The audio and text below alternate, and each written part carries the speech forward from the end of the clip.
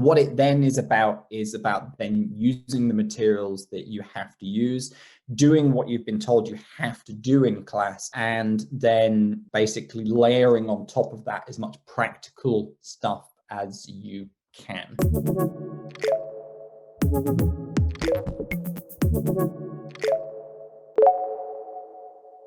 One of the big differences then between how things tend to be done in Europe and how things tend to be done in Asia, certainly in Japan and Taiwan, China, a lot of other Asian countries as well, they don't even get that level of choice. What's actually happening is that the government says, here are the books that we use, and everybody in the country uses them, which is why I was able to do my research in that area with a very, very high level of accuracy, because I just know that everybody in Japan have studied these books. So that kind of gives you an advantage, because you can kind of try and pick something which is better anyway. And the Cambridge Oxford stuff, whilst not amazing, textbooks never are, certainly better than what people use in Japan.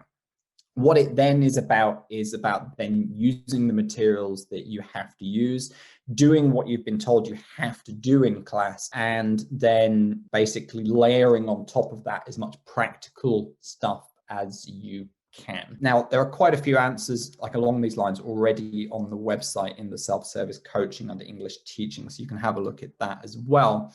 Yes, you have to teach grammar because that's what you are told to do. No, studying grammar is actually not the best thing to do for an absolute beginner. I, to this day, don't really understand the grammar of Japanese, yet I speak it pretty well. For example, neither am I studying the grammar of Chinese, and it's more about pattern recognition, building up the fundamental blocks, the chunks of English, and then, you know, what are the things you're going to say the most, learning those, and then using them in the way that I teach. But if you've got to teach grammar, you've got to teach grammar. Now, the best thing to do is to then use the tools at your disposal and say, okay, well, I've got to teach this grammar point. What are the most high frequency things that people actually use based on this grammar point? And then you can find those and you can use those as the base.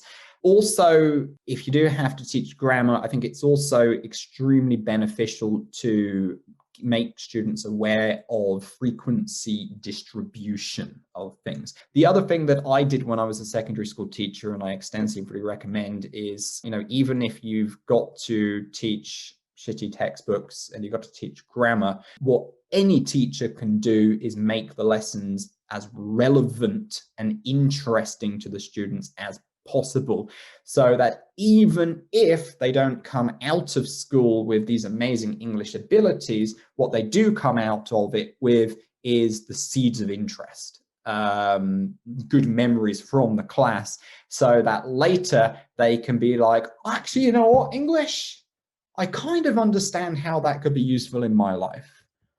Maybe now is a good time to do something about it. And those seeds can easily be planted at the school age. Also, there are quite a few English teachers in MEFA/EES.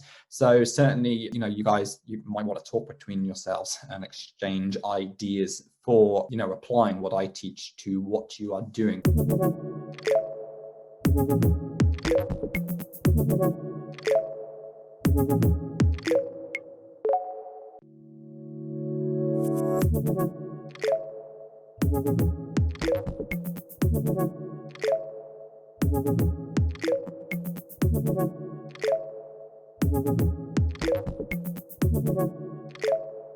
Thank you.